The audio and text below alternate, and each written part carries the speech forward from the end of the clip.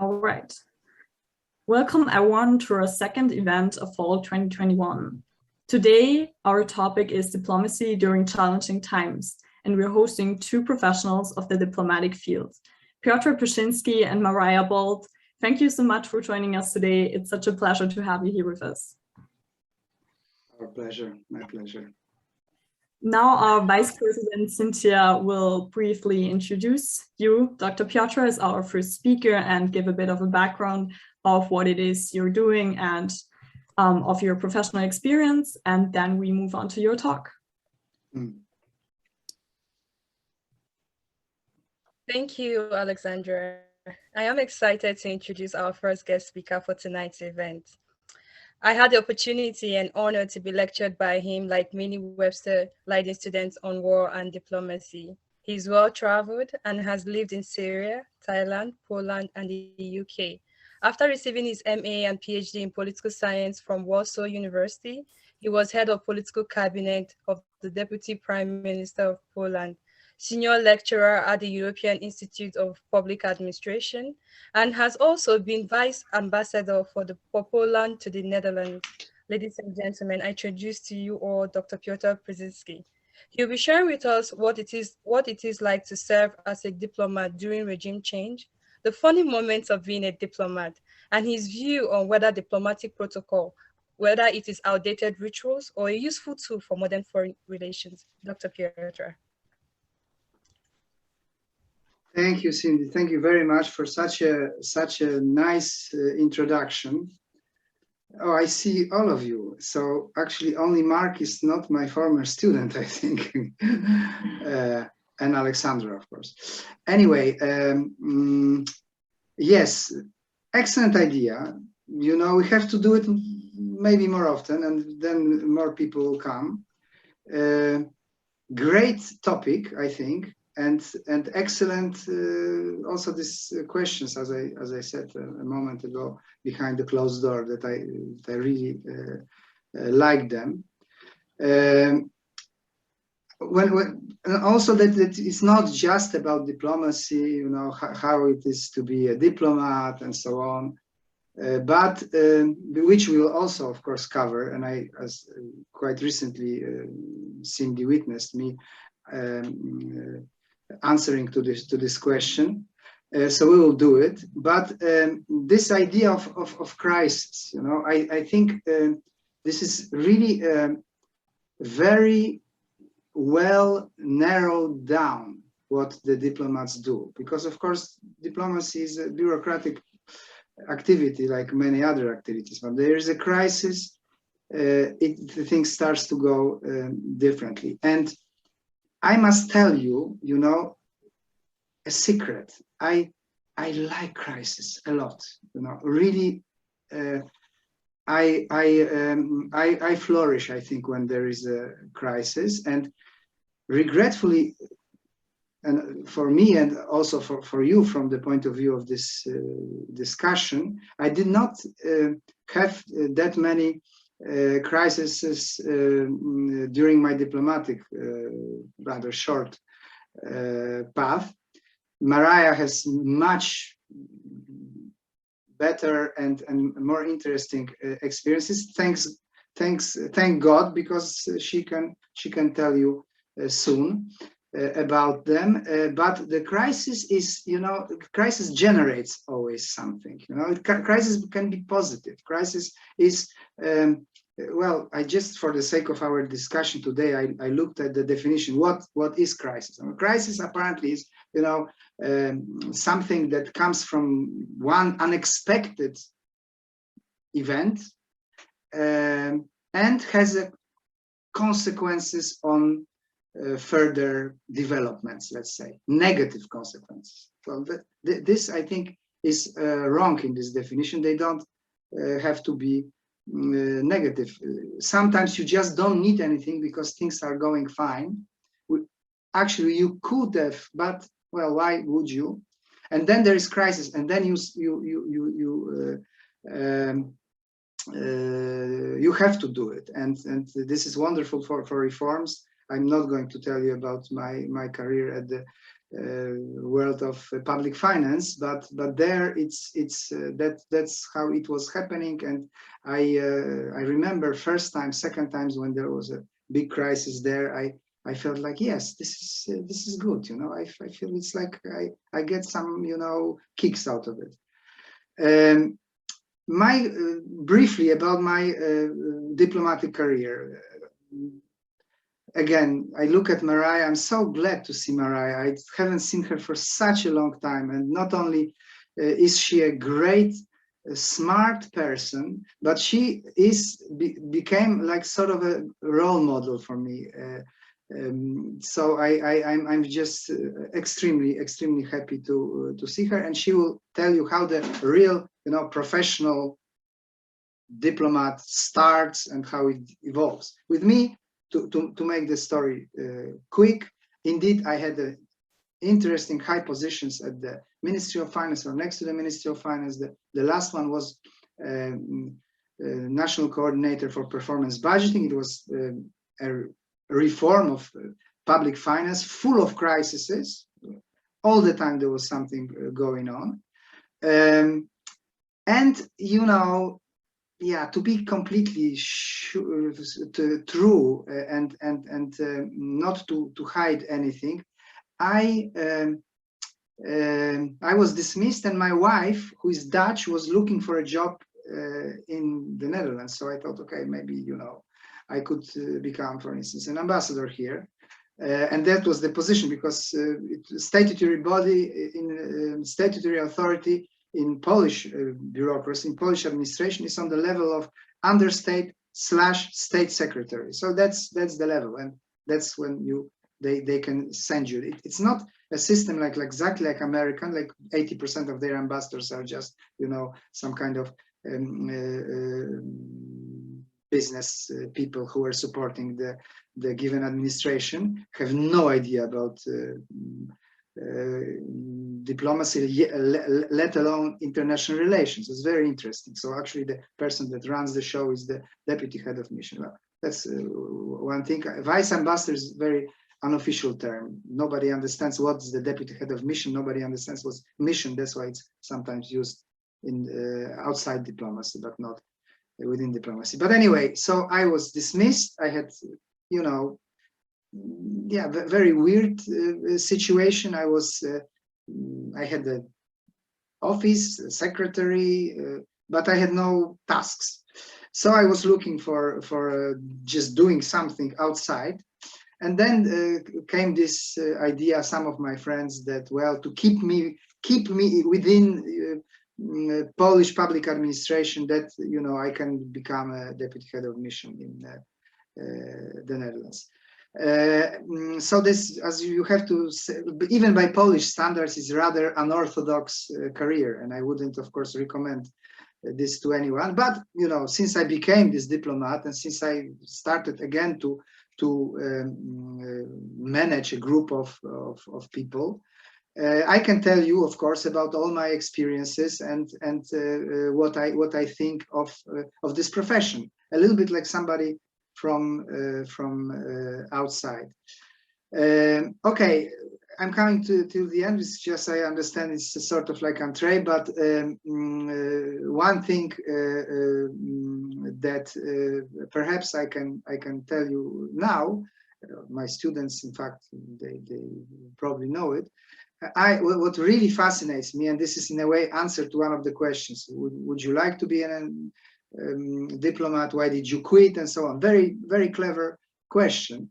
What fascinates me is, in fact, political theory, and especially the 16th century political theory of Northern Italy, and Machiavelli and Castiglione also to some degree. And one thing I can promise you, that somehow this profession doesn't change. You know, I don't know that much about what was in the Middle Ages, but my God, if you look at the letters of Machiavelli, I mean, sorry, but it's like Marije and I could write this kind of things to the headquarters, you know, apologizing, you know, looking for support, complaining about them in delicate way.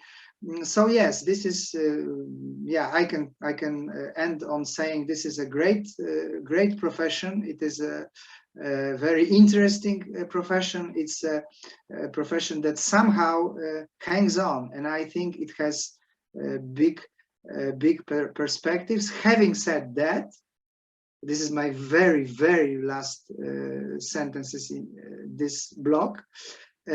I always, and Sina knows it, and my other students know it. I always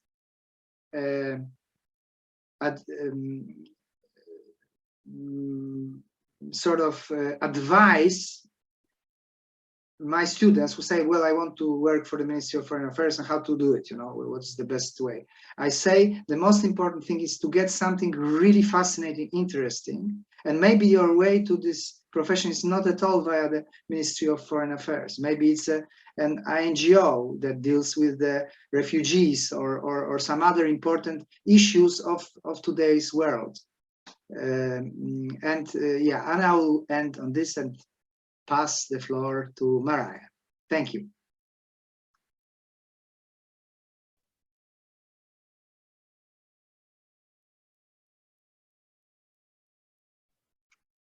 Thank you so much, Dr. Piotr. Cynthia, do you want to introduce our second speaker now?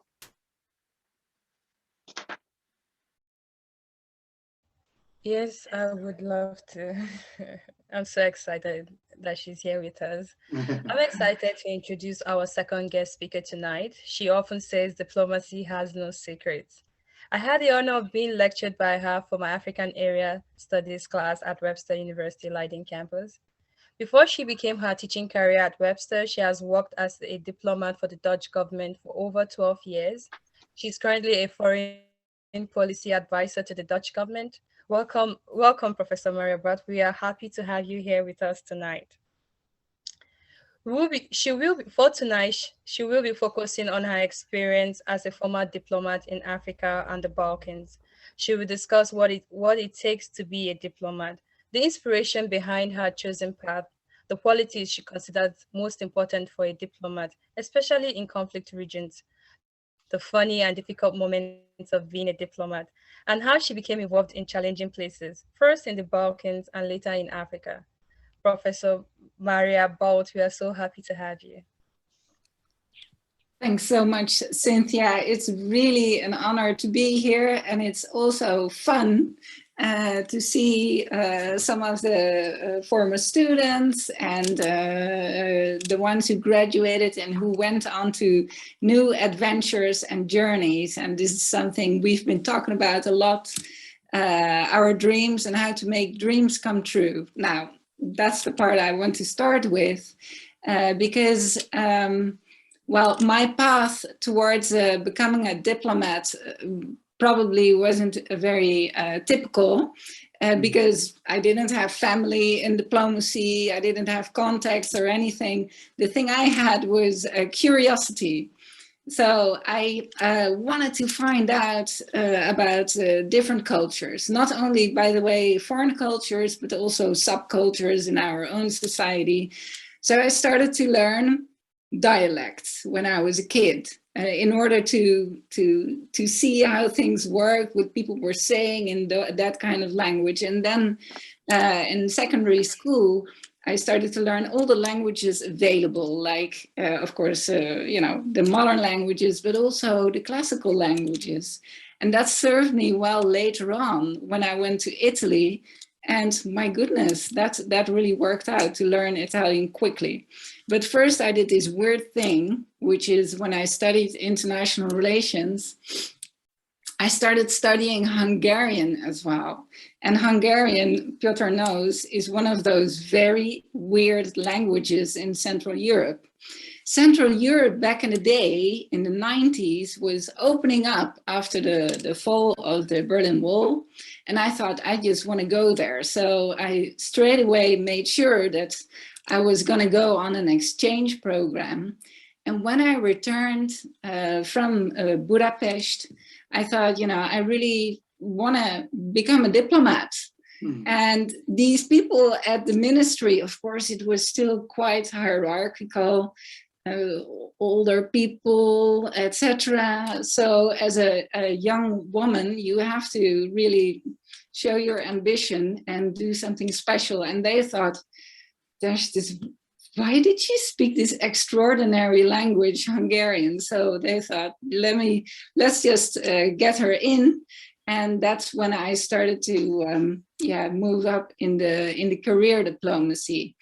So the message also, and especially to young women, is no guts, no glory. Go there, do it, walk in, hi, here I am, etc. So, and then I ended up building a career in diplomacy in challenging places, which wasn't really planned that way. I first worked on the enlargement of the European Union, which I really thought was a project of, peace and prosperity, etc. But then in the 90s, of course, we also had the Balkan Wars in Europe. Well, on the European continent, I felt that I really have to know how that works. And towards the end, actually, some of those countries have become members of the European Union, like Croatia, which was involved in this Balkan War. So they made me responsible for Kosovo. You might remember Kosovo. And that's where I got my first big test. Are you a real diplomat? So they sent me out to one of the most tricky places, Mitrovica. And in Mitrovica, there's two ethnic groups really at the brink of war always with one another, the Albanian side and the Serbian side. And of course, there are more ethnic groups. And they really asked me, okay, you have to implement a project with the two sides. And I went to the Albanian side and I said, well, you have this polluting industry here, so we can clean it up and you can get some Dutch support. And then I went to the Serbian side where they didn't really have a factory, but there they said, whatever the Albanian side gets, we get as well. There's no way in which you can give us less, because the international community is about even-handedness. So I had to walk on eggs there. I didn't manage to get the project off the ground. When I came back at the ministry, they were smiling and they were saying, wow, this was your first big test. And that I had many, many like that. So actually, this is from the beginning of my career. And also, Cynthia, you were asking about challenging moments. Well, of course, Kosovo was one of those challenges where, which I think is a real thing that diplomats have to do, is to shake hands with the devil.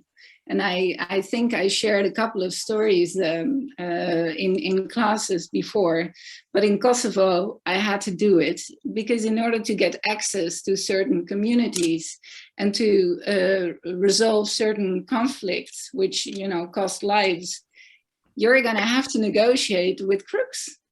And this I always found very challenging.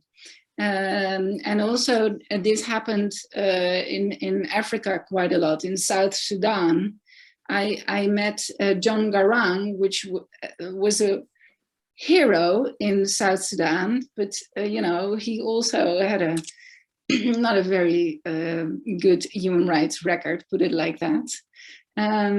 So this I found very difficult in my diplomatic career. But also challenging, of course, your private life. You're being sent to places you don't know where, and you just have to get your family and convince them to come along. And this is not easy. So the negotiation skills that you need in your work, you also need it at home, and that's I think an important trait that you need. but at the same time, it's also very rewarding to be a diplomat. And Piotr spoke about his work for the Polish government. And like I said, if I look back, the Central Europe being united with the rest of Europe was one of the most wonderful things I witnessed. Although right now you think about the European Union like, oh, what's happening? But it's a good thing. And then the rewarding things are also in the small elements, like to give an award to a human rights defender, like I did in Kenya when I was posted there in Nairobi. A cartoonist that took great risks, published in the papers. He really kept the debate going. It's very important in these places where there's quite a lot of violations. So to help these people is fantastic. And I think it's in these small things of multiplying the strength of people, and also in bringing together groups that before wouldn't really speak to one another, kind of conflict resolution. That is a wonderful thing to do. Cynthia, is that giving you a kind of an answer to your questions? Oh, yes. Or did I miss something? No, it kind of captures everything, and you did answer the question that I asked, which also prompted a follow-up question when you talked about going to Siberia and the negotiation. So I'm someone that is very passionate about negotiations when it comes. I like to know the details. So could you say, what are the key challenges in carrying out diplomatic negotiation, and how can these barriers to negotiation be overcome? Like in certain situations, especially in conflict situation whereby you don't know what the other side wants. So how do you manage as a diplomat? How would you advise that one can manage such situations? Wow, very, very difficult question, because these indeed are challenging situations. And like I said before, these it's all in the preparation, I think, because diplomacy is all about building relations. And if you remember, maybe in theory, we read about diplomacy and it's about billiard balls bumping into, it doesn't work like that. It's something which is like a big web, and you're building the web and you're maintaining the web. And so these relations you also build with your enemies, with the bad guys, in a subtle way, of course. I mean, you can't be seen to be, but you have to understand where they are coming from in order to understand their drivers, and where you can, influence them, and maybe there's something that they want and you can offer it to them, but then in return, etc., etc. So I think that's thing about really getting to know certain, parties and groups, even when you don't like them, and maybe not at all. And sometimes you really have to behave in a certain way which you wouldn't naturally do. In Somaliland, for example, when you want to negotiate there, you can't just walk in like this. You have to wear a headscarf. It's tough. I mean, it's all the feminist kind of things I have in me came out there, but I can't show it. I'm wearing a headscarf, I'm smiling, and I'm doing my work. And that's how I get results. But it's making a couple of concessions on what you normally wouldn't do in private life. Thank you, Dr. Professor Marije. This question, taken from what Professor Marije just said. Now, Dr. Piotr, Doctor is sometimes Freudistically coming through. Yes. I do agree. Dr. Piotr, going back again to my previous question that I asked, I talked about whether diplomatic protocols, whether is it an outdated ritual now in the in modern foreign relations. And why I'm going back to that question is based on what Professor Marije just said about negotiations and everything. So when we look at the foreign relations now, do you think that it's still necessary when conducting diplomatic negotiations? Dr. Piotr. Very nice question. Thank you, Cindy. Yeah, my students, of course, know that I tell them that diplomatic protocol is very important in whatever they do in their life, not necessarily in the Foreign Office, the Ministry of Foreign Affairs, or in the embassy. It's just basic politeness, something that has rules, brings an order about. It's always handy. And we talked about it many times, and all my students know how the French style and English style table looks like, and where the grandmother and grandfather should sit, just for fun, of course. Having said that, in the negotiations, I don't know if this is so important. Diplomatic protocol doesn't play such a big role. Of course, people sit in a particular way, fine.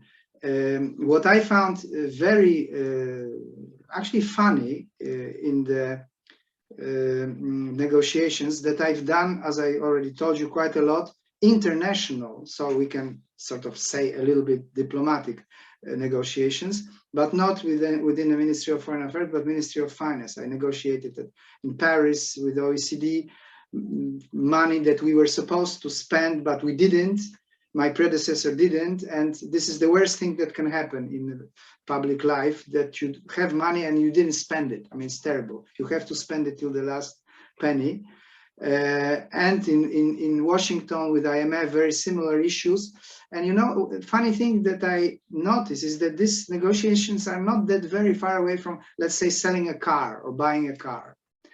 That you are doing certain tricks, like going over the edge. You are sort of asking more than you get, and you hear if less than is possible. So that's I think quite funny. That in the end you usually, unless it's some kind of a disaster, you walk out of the table happy because you have in mind this point in the middle that actually is something realistic. So that's my experience from quite a number of negotiations, that sometimes I was sitting just seeing how my Minister of Finance is doing it, and sometimes later I was just being ahead of the delegation and was arguing. So this is my view. Diplomatic protocol is very handy, but usually elsewhere, I think. Thank you so much, Dr. Piotr and Professor Balt, for the captivating talks. This was truly amazing. I would suggest to move on now to the Q&A, and Olivia will introduce that now briefly. Well, yeah, so now if you've been listening, well, hopefully you have been listening, if you would like to write a question down in the chat, and we can look at it and we can answer it. To start off, though, I'll give you a relatively obvious question, which is, what did you find to be the most challenging aspect of being a diplomat and diplomacy in general? I'll ask Marije first. Well, maybe you should ask Piotr first, because I think I already hinted at this private professional issue, and also the shaking hands with the devil. So Piotr.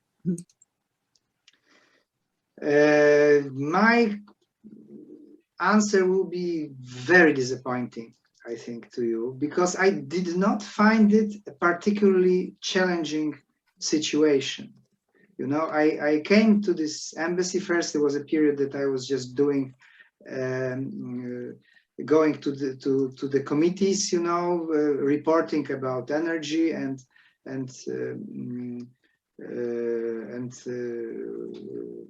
security.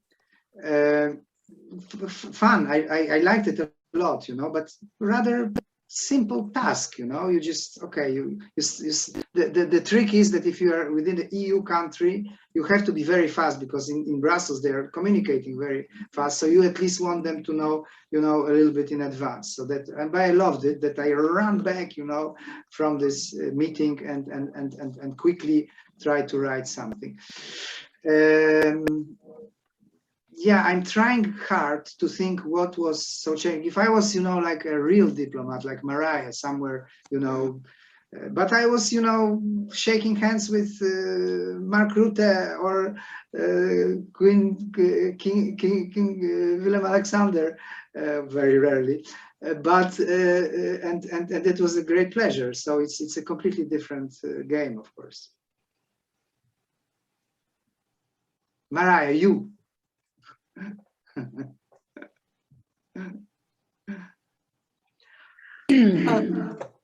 Go ahead. I can ask you then a follow-up question. Also for Piotr, though, because Marije, I think your government has been in place for a long time now. I was wondering, Piotr, if you were willing to elaborate on what it was like serving during a regime change. I was actually expecting this question. Indeed, it was my last year, the whole year. There was a change, just for those of you that don't know that well. The previous government was liberal, pro-European, sort of left of the center or center government. I'm not a political person. I was not a member of any political party. But of course, if you were sent by this government, then, you know, you are associated with them, and they were indeed my friends there. And the government that came afterwards, usually, okay, there is a change, opposition comes to power, but it was such a dramatic change towards, for instance, the attitude to the EU. I can say what Marije was saying, but Marije times 50, times 100 about the EU, you know, because I was coming from this other side, you know. To you, it was just a feeling of fraternity and unity with the humankind. To us, it was the West, the civilization, you know. Who is questioning this? Nevertheless, the current government had this idea. And my message to you is that in this profession, but I think not only in this profession, the most important thing comes even from this very word profession, to be professional, you know, to just not for a moment, you know, say, oh, you know, these terrible guys, but, you know, I'm doing in fact what they want me. No, it's some of my colleagues, friends even, because you do have friends, you know, in Corps Diplomatique, you know, they're people that, like yesterday, I was in touch with someone that I feel very, very close to from those times. So they can ask you, and they can, yeah, even to them, you feel it's not done, you know, it's you're doing your job. If they ask you to something, you know, completely disgusting, you can always resign. But as far, and the first year was, by the way, I was lucky because it was really a bit of a transition. But that's how it's. I believe it should be. You know,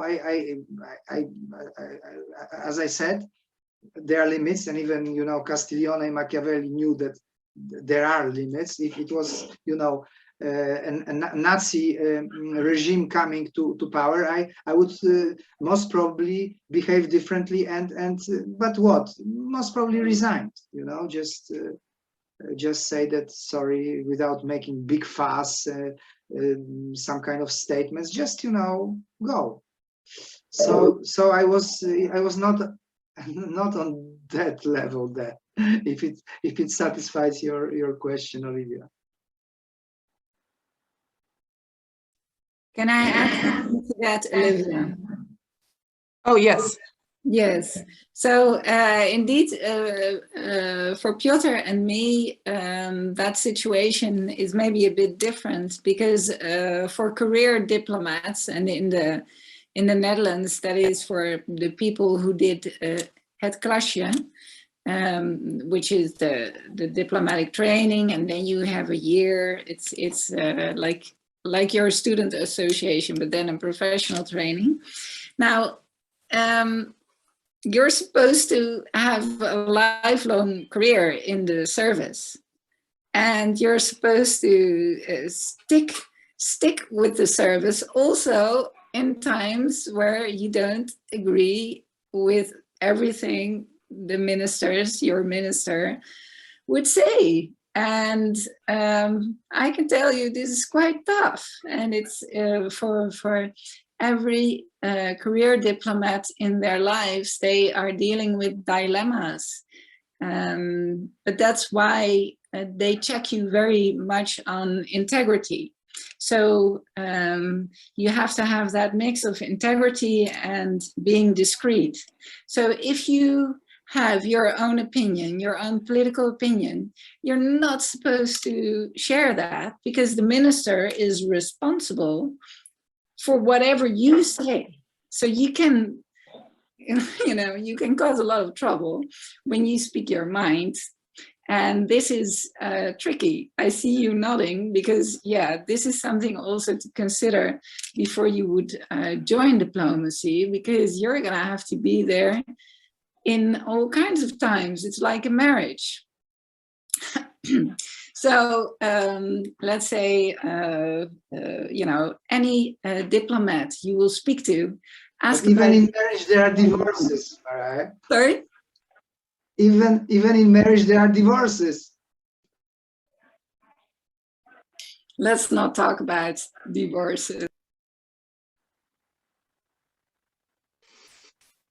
All right. Well, with regards to challenging moments during diplomacy, for example, when you had to represent your government, maybe in a situation where you were in a relatively hostile environment, have you ever received a diplomatic insult, and how did you handle that?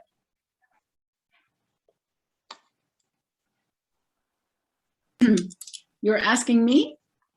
I'm asking both of you, if you would like to go first then. I think the question is for Dr. Piotr, precisely. I think that is for Dr. Piotr. As I told you, my whole career, it's a bit of more than 5 years in the Netherlands. Who could insult me in the Netherlands? This nice, open people. By the way, those of you who speak Dutch, there is a film series for 4 episodes at Buza. Marije, have you seen it? I must say I quite enjoyed it. It's done clearly by someone who at least talked to people who really do this job. It's because very often it's like you see it is impossible. It couldn't happen. I'm sorry. This is not like this. But this time it's pretty good. So yeah, again, the insults and so on. This is the culture of not within EU. Clearly not in the Netherlands. I don't remember anybody speaking sometimes that the Dutch are can be rough or direct or whatever. Never. I'm sorry, never happened. Maybe elsewhere, but not in the Ministry of Foreign Affairs. Okay, if you misbehave, like for instance once because of some very important, to me at least, not only to me, affair, we brought a delegation from Warsaw consisting of, it was supposed to consist of head of the Committee of Foreign Affairs of Polish Parliament. And this guy didn't come. It was just, I mean, I could have killed him basically if I was close to him, despite, you know, his parliamentary immunity. So his counterpart, you know, in the Ministry of Foreign Affairs, because it's well, complicated. You have this also in the Parliament, of course. Just sent some, you know, lower ranking clerk. And this was an insult, but it was deserved. This is how it should be. I almost applauded, you know, this when I saw this person, because it was the deputy, you know. It was not even so bad, but come on, the deal is you are sending the head, we are preparing, making an arrangement, bringing somebody on the specific time, and the same day, the same hour, somebody else comes. This is not an insult. This is just how it should be. So yeah, I think this answered the question. Maybe Marije has some kind of juicy, nice memory.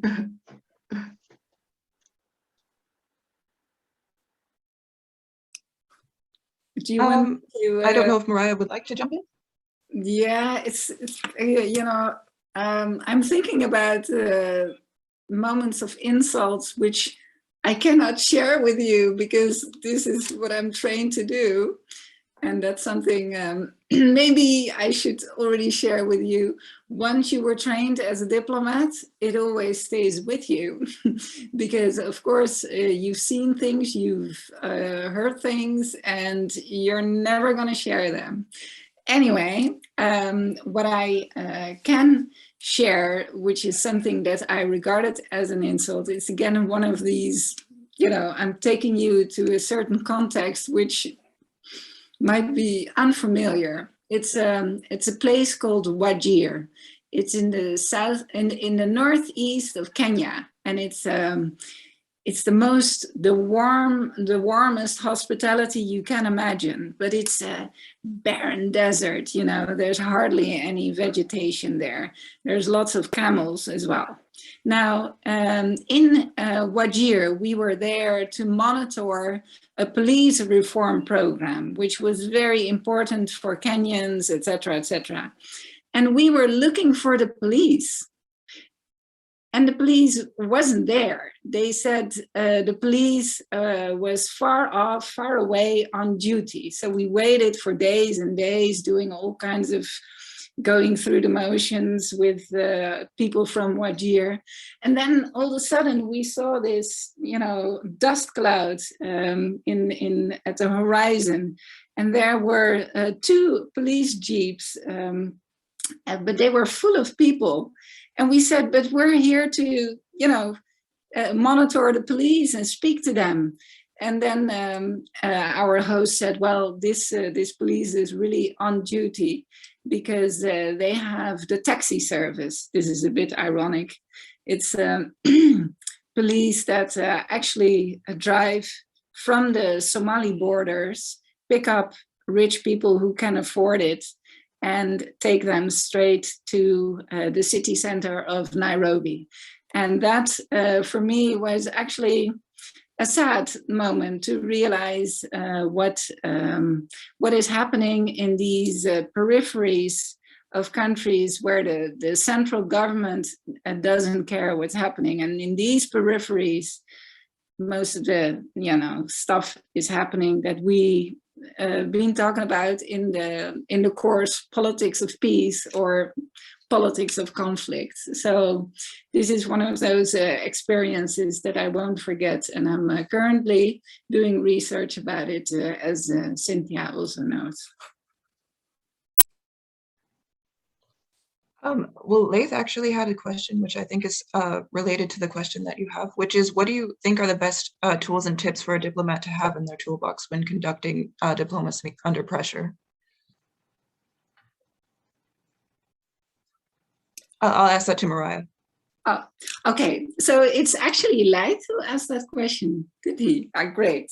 Because Leith, we've been in a couple of courses together, and weren't you also in a simulation? Yes, I believe I was France, if I remember correctly. Yes, you were France indeed. Yeah.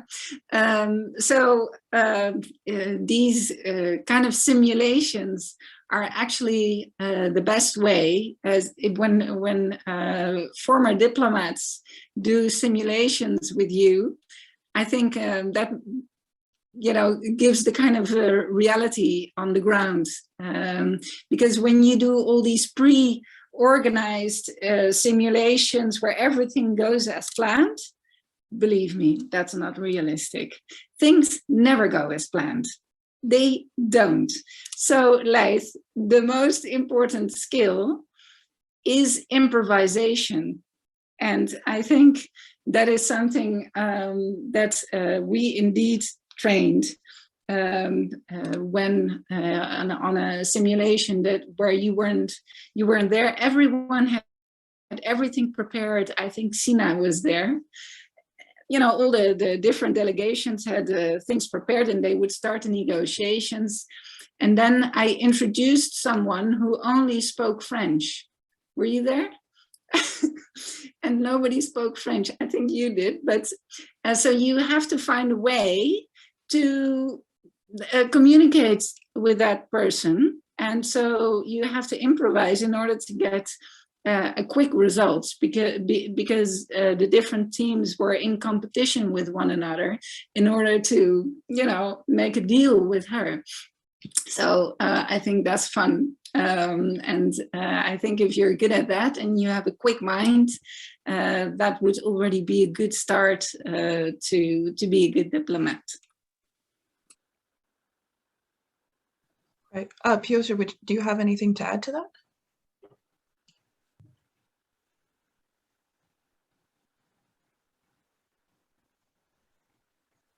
No, it was fascinating, and I had great pleasure just listening to Marije. But while listening, I recalled that there was actually one element that was quite difficult for me when I became this vice ambassador, deputy head of mission, and I was chargé d'affaires also for half a year. In any case, I was there were quite frequent moments that I had again a staff of people to manage, and it was there was something not working completely fine, and I wonder if it's the same with Dutch foreign service. I never talked about it with Marije, and I was just wondering, sometimes they're very fast doing something, sometimes not at all. I mean, what the hell, it's just very strange. It's not like in all these institutions that I worked before. It was like 10 that I was actually managing. And then I realized that actually they have not only me as a boss and the ambassador, but also they have bosses in their headquarters. And these bosses are very important, because actually their career depends not on this ambassador, who is a political appointee, and not on me, equally political. And even if I stay in the service, it's not us, it's them. It's the director of their department, if it's a couple of other people. And sometimes I'm just encroaching on their territory. I'm asking things that actually belong to at least should be consulted with the headquarters. So that was something that took me really a couple of months at least to understand and to start to use. Actually, again, if you know, like with everything else, you can start using it, even if it's something that's at first not pleasant. So that's just this thought, this question of Olivia that was circling, like, was it everything so wonderful? Do I remember correctly that I had absolutely no problems? No, then not yet. I thought that was interesting, especially discussing, I guess, the difference between the different locations where you worked, because I don't know if I'm pronouncing your name correctly. She has a question, which was, how would you say that culture poses a challenge in handling diplomacy? Would Piotr like to also answer that? Again, Dutch culture, you know, yeah, I spent, really, everything is very unorthodox with me as far as this career is concerned, but I spent 6 years prior to coming to the Netherlands again as a diplomat. Coming as a diplomat. So you know, I have a Dutch wife. What kind of cultural difference would I experience here? Again, maybe something. If I think harder, will come to me. But at this point, I give the floor to Marije to tell you about the real cultural differences. Well, first I wanted to ask Uju, do you want to, is that your question? Do you have something to add? Did you have something to add to your question about culture? Oh, no. Okay. All right. What I wanted to ask, the question is actually, you know, while you're carrying out your duty and maybe it's a place that has multicultural audience. I mean, what kind of challenges do you have trying to deal with people? Sometimes while you're communicating, you know, you don't know what the culture says about certain things that you say.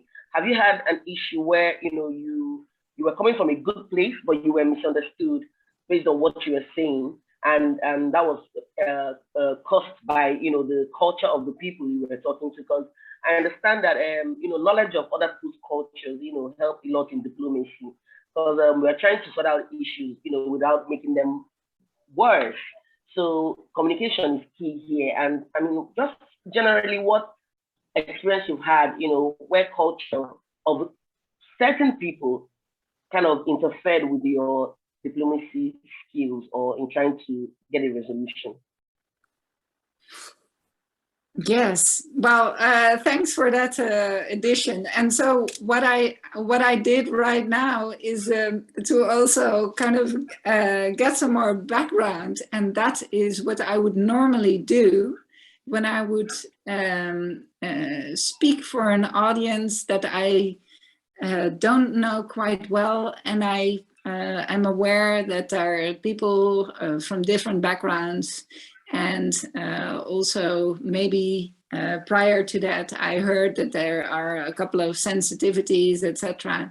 I would try and push back the moment that I will speak in front of the crowd and first get to know a bit people around me in order to find out what my red lines are.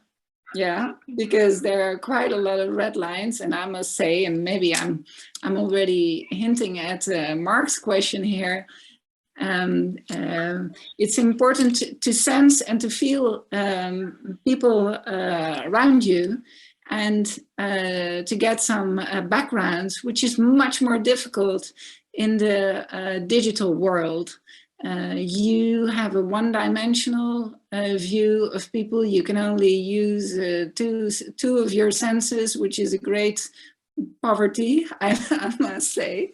And so in that sense, that's how I try to overcome those kind of situations with the most human skills that I have.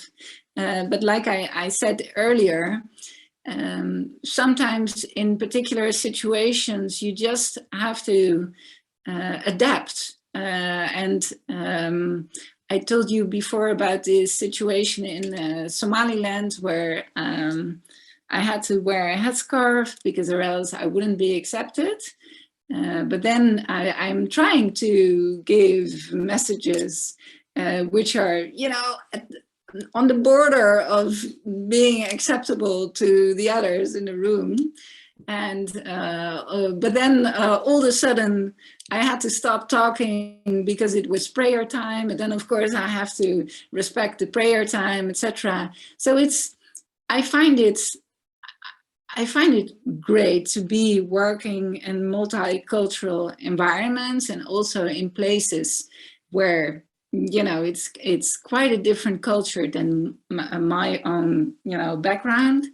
However, it takes up a lot of energy indeed to find out where you can and cannot go, you know, because in that situation, I wanted to speak to the women, and there were also men in the room, and I wanted to get the message out, and then they put a TV camera on me, etc. Those kind of situations are quite demanding, but in hindsight, you know, it's cool when it worked out, when you have exactly you know, achieved something in a very small margin of maneuver.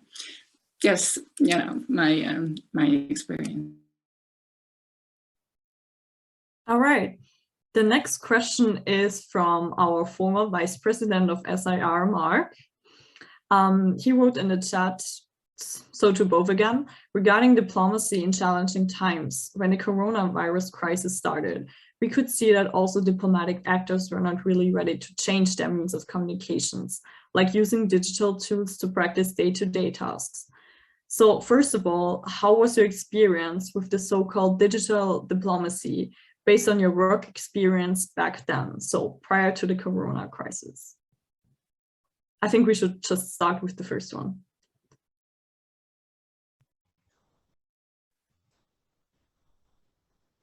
Well, about the corona, I have absolutely nothing to say. This is way after my times. Marije, she's not in the service, but she's very close to this scene. You know, she's all the time there. So I'm sure she can tell you how it looks like. So yeah, nothing in particular. The only thing is that, yeah, it's convenient and nice, and you have good equipment that codes everything. You know, you don't need a special service like it used to be in every embassy. There was one person who would send the encrypted messages to the headquarters just via the radio, basically, transmitter. Nowadays you have these fantastic devices that do it for you, and they are very safe and convenient. So that's all I can say about it.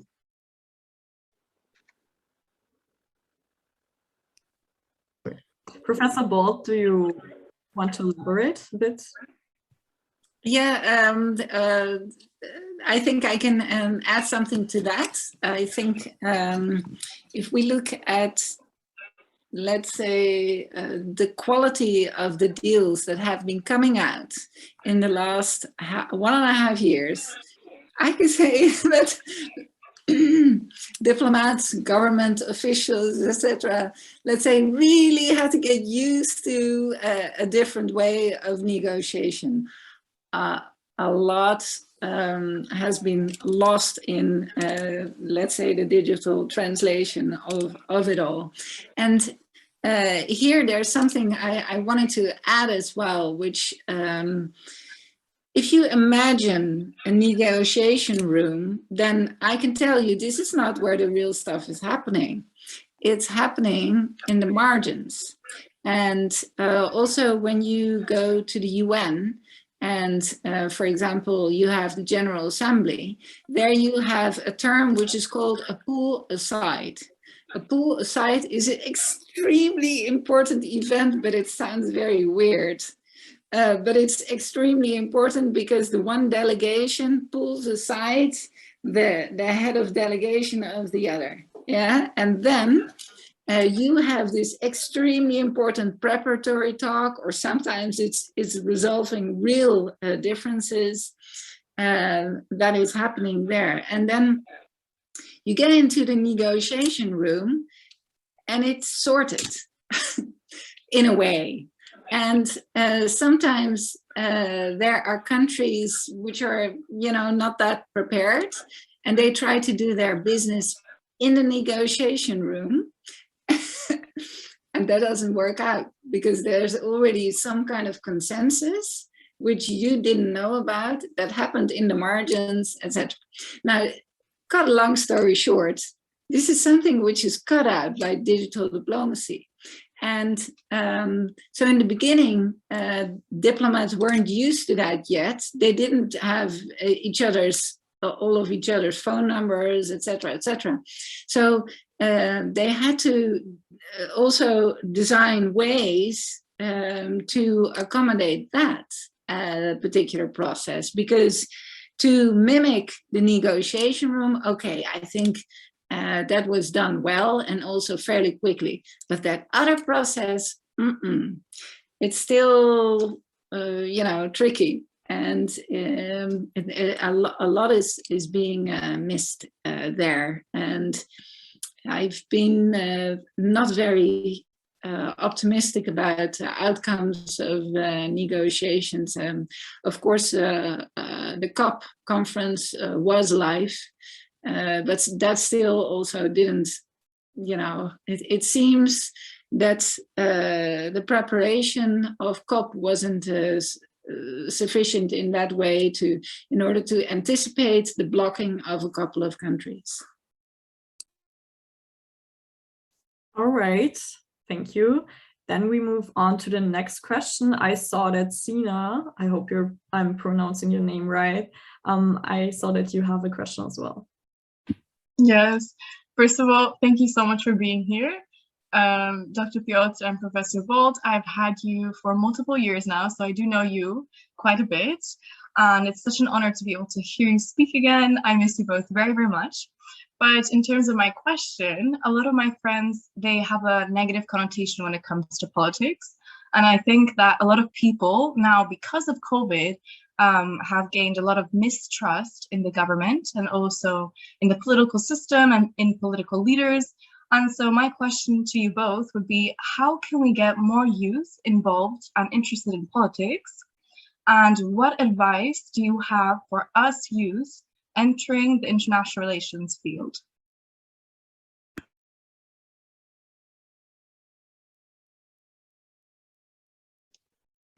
Well, thank you, Sina. You are one of the greatest students, and we miss you as well.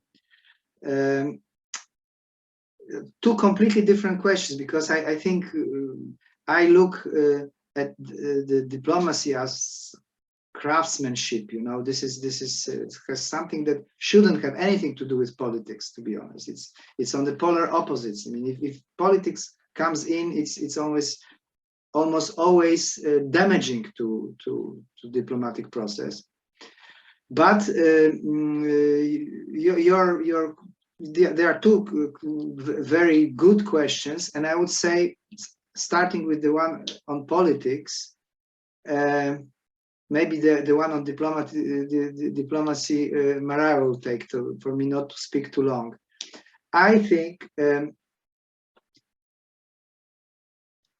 despite what I said about the bad influence on politics, on diplomacy, politics also is getting this very ugly name, like immediately something's political. This is wrong.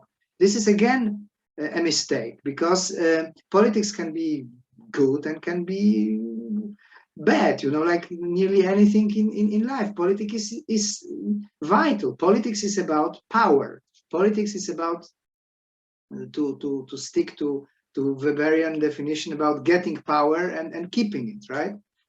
It's exactly the same what Machiavelli actually said. Or that is some kind of game in which a bit like a play, like a chess play, where you need an enemy. This is important. That's the Schmittian's definition. But altogether, it is very obvious, clear. It has to exist. You cannot be upset about the fact that politics exists. So if you cannot, you know, get rid of it, I think you should join it. You know, you should try to see how what sort of political ideas are closest to you really. I mean, there are hundreds of ways of doing it, including this test that before every election in the Netherlands is done, where you can, you know, this compass, electoral compass, where you can say which party is closest to you, and get involved. I think it's a wonderful thing to do. But as I said, to me, it's like you would say a little bit. Maybe I exaggerate, but you can say about you know, medical care and I don't know, surgeons and politics there. I mean, sorry, it doesn't fit there. It's not a place. It can be only damaging. And diplomacy is sometimes like this. They were like the surgeons. You know, they are very precise, professional actions of them. So if you on top of it say that this should be, you know, is too liberal or too little social democratic or something like this, this is just harmful to the process, in my view. Marije, please. Here I come with my optimism, since look, Sina, I know what you're talking about. It's a general tendency that trust in government is coming down, and it's not only here, it's in many places, which is completely understandable because we're dealing with a crisis, and there's no single government which is doing very well. I mean, because no single government can stop this thing. So that is across the board. The wonderful thing is that actually the youth and young people are more and more getting invited to participate. And actually in the West, we have a so-called neontocracy, where being young is the best thing there is. And let me contrast that with the continent I love to go, which is Africa. There you actually have a gerontocracy, where it's really valued to be old. So there you have leaders which are average above 60, and the average age of the population is below 20. Now, in the West, that is still quite much more leveled. And so let me mention an example also on why I see a lot of positive developments happening here. And Sina, it's only, you know, a kind of opportunity and a wave to jump on. It is what I do research about, youth getting involved in the relations between the European Union and Africa. So now you have, for example, the EU-Africa Youth Cooperation Hub, 50 experts working together well. And then I'm coming back to Mark's point about digital diplomacy. There is a great opportunity that comes out of digital diplomacy, which is that many more, especially young people who are skilled at that, can get involved. Because in a way, this kind of hierarchy is there. It's actually much more subtle. It's flatter. I experience also in meetings where everyone has, you know, an equal block. So in a way, you can equally engage in the discussion. I've already seen this in my own work. And so for young people to engage and speak up and have their voice being heard, this is really the time. And it's so it's even happening in places where this is very hard because of the digital highway. And I've been talking to Cynthia about, for example, how in Nigeria, digital connections are getting better and better very, very quickly. And this is an incredible advantage that young people have, because they can globally connect and the older people don't know really how to do it. So, well, Sina, as you know me, I only see opportunities here, and it's a matter of getting out of the crisis, but not missing a moment to keep that, to reconnect globally, as we've been accelerating in this past 1.5 years. Very, very nice. I liked it a lot, but I want to add something to it, if I can. I don't know how many of you were present at this meeting with Madam Ambassador of Yemen some time ago. I think Cindy, you were there, right? And Sina? Not sure. No. Anyway, there was a question, exactly the same question, right? It was exactly the same question about youth and what to do and so on. And maybe because I'm just getting old, I have all of a sudden this idea that of course we should promote it. Youth promotes itself, as Marije said, by the very fact that it's more skillful in many ways. But what I called, it was just licentia poetica, but I called it the philosopher's stones of the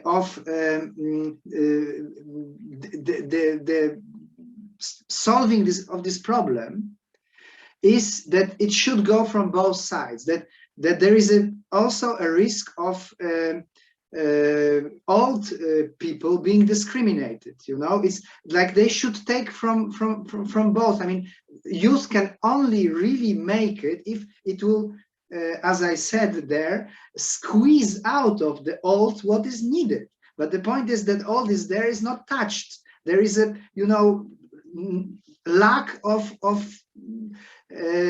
mutual, you know, understanding or something like this. That's something harmful for the, especially for young, because this old, okay, no, they have their career is coming to the end anyway. So that would be something that I would advocate, I think, in this case. Amazing. Thank you so much. We have 2 last questions, one from Cynthia and the last one from me, which is going to be a bit more lighter. So Cynthia is asking, both of you again, what role does diplomacy play in your life now? What are your recommendations for those in the audience who want to become diplomats? The question is specifically for Professor Marije, and also so drawing from what Dr. Piotr and Professor Marije has been saying for the night, as a woman of color coming from Africa and who is so much interested in, you know, diplomacy, and who aspires maybe someday to become an ambassador, what are the qualities that one should have? This is going back to the main question that I asked from the beginning. What are the key qualities, especially now that we have realized the impact of digitalization in diplomacy? So what this is for Professor Marije. What advice would you give for women of color who are in a society whereby oftentimes their voices are not heard, and in this country whereby, like Dr. Piotr said, you know, where we have the older generations? Yes, they are history, we need to learn from them, but they are also not willing to give us the opportunity to take a stand. What would you suggest? What would you recommend in situations like this, especially, for instance, in Nigeria, a country that is currently battling with insecurity, migration, a lot of crises? What would be your advice for women of color like myself? Wow, that's a big question, and I feel quite a responsibility. As you know, I've spent 8 years trying to inspire a new generation to go for it and engage, and I think especially for young women, like I said before, it's very important to do something special and then to manifest yourself and show your ambitions at every single occasion, and in that sense to overcome your fear. That is incredibly important. Can you imagine that at some point I was also a shy person, and at some point I thought, well, if I just overcome my fear and I notice I'm still alive, nobody crushed me. So slowly you get, step by step where you want. I think to dream and to think about something that you couldn't possibly do, that's what you're gonna have to do. So the challenge that you regard impossible for yourself, do it, because you only have one life, and you might actually not manage and make mistakes, but those mistakes are gonna make you much richer. And then a very, very important point, because diplomacy is about relations and relation building. And of course, for the others, I took you to places which are considered bulwarks, because it's important to be there so people know you, people see you, then you can call them again, etc., etc. That's the way to build a network. But what you need are your connectors. You need people to multiply your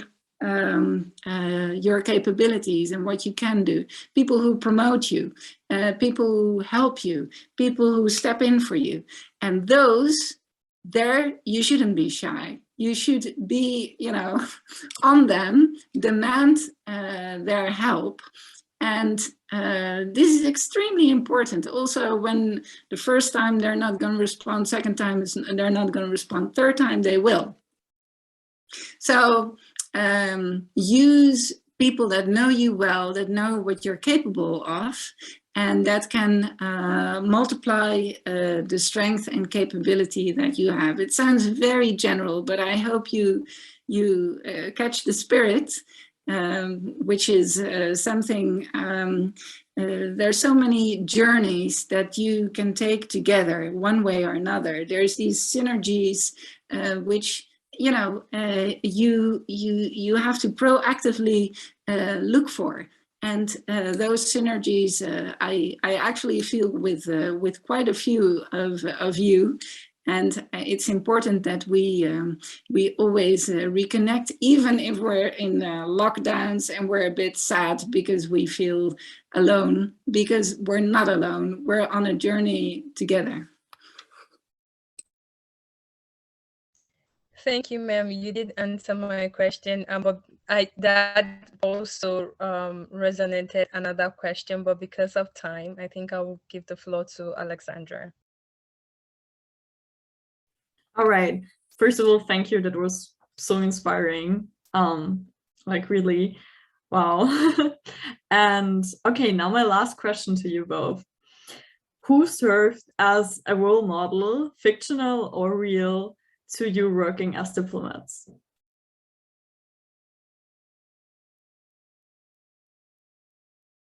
Okay, so you have the last word, okay? So for me, it was Kofi Annan. And when I went to the UN first as an 18-year-old girl, I thought, I just want to see how this works, conflict resolution in practice. And then I met him in Kenya. And that was a very inspiring moment. He made a lot of mistakes and he wrote a book about it. And that's a very, very useful book, which I recommend to all of you. So yeah, Kofi Annan, it wasn't a woman, I'm sorry, but history went that way, that he came on my path.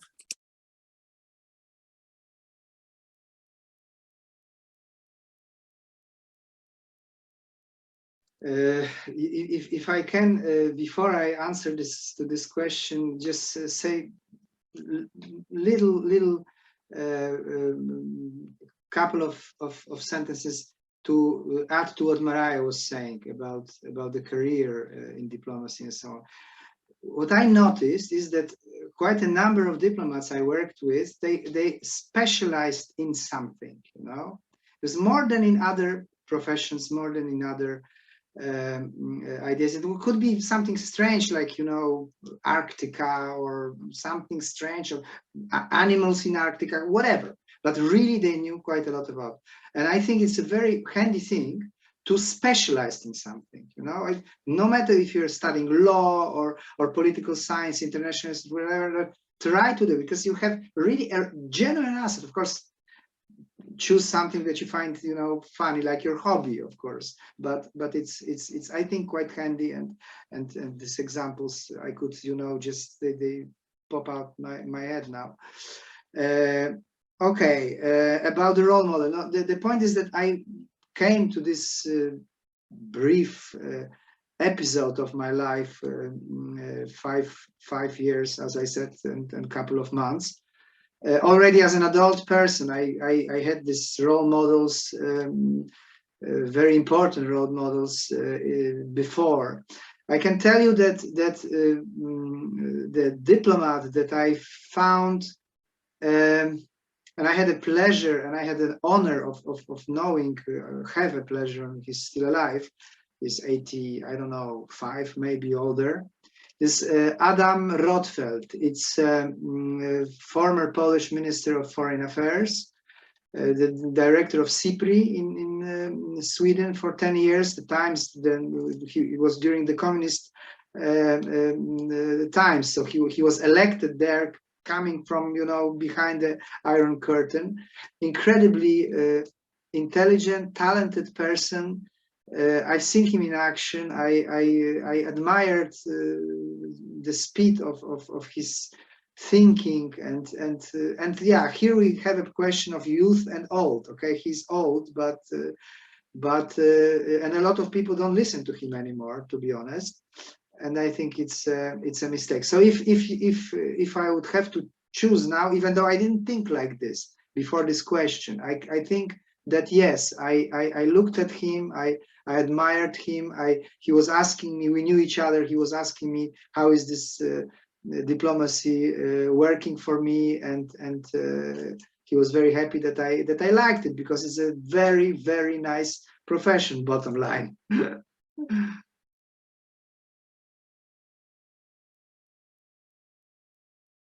There was also like light questions, that what was funny about diplomacy, but I think, I don't know if you have something, Marije, that was funny. No. All right. Well, with that, I think we have to finally come to a close. Just before we end, I wanted to ask if either of you have any social media or websites that you would like to promote, or that you would like any of the audience to follow before we break. Well, I'm embarrassed to tell you, but I'm on Facebook. But I think this is not done anymore, right? I mean, this is just passé. And LinkedIn, of course, from the very beginning. I joined the Facebook because the Hague University of Applied Sciences asked me to. A lot of things are there, were happening, or presumably are happening on Facebook. But you know what? I have another question, because what Nivesh always asks, and it's really fantastic, she asks to make a picture at the end. But of course, not everybody wants to be on the picture, so you can, you know, you can then step out and switch off your camera for a moment. But I find it very nice. So maybe Cindy, maybe you could make a picture of us. Oh, and Calvin is on. I'll be happy to do that. I think I will take the snapshot after the closing remarks. But what about Marije and this social media? What is your answer? I'm on Twitter with my real name for a change, and all the others except for Instagram. So I also have a website called Spring Factor, inspired on the young spirit.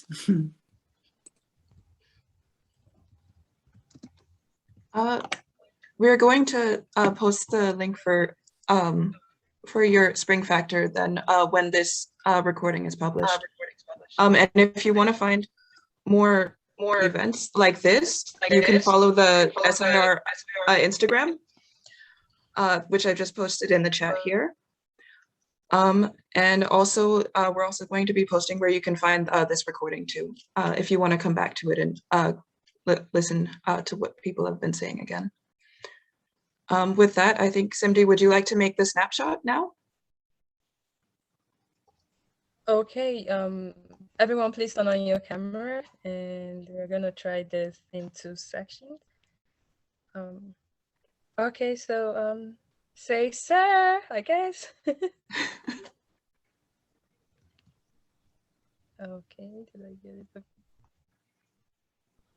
Just a minute, please. Okay, so okay. I don't know what's going on, just a moment. Okay, there's just Olivia, can you try from your end? Because I don't know what.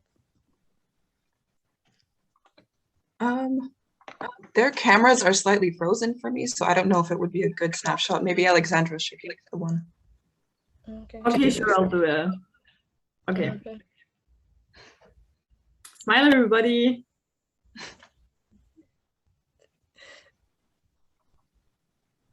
Yeah, should be cute. Okay. Now that we're coming to an end, it's time to say goodbye. Dr. Piotr and Mrs. Balt, thank you so much for joining today. It has been such a pleasure and such an honor. And thank you for sharing all this valuable advice and really inspiration and motivation and all of that. I think we all learned a lot today. And I really hope that we can stay in touch somehow. It was a true pleasure to meet you. And other than that, we wish you a lovely evening. Stay safe and healthy, and we wish to hear from you soon. Bye-bye. Thank you very much. Thank you. Bye-bye.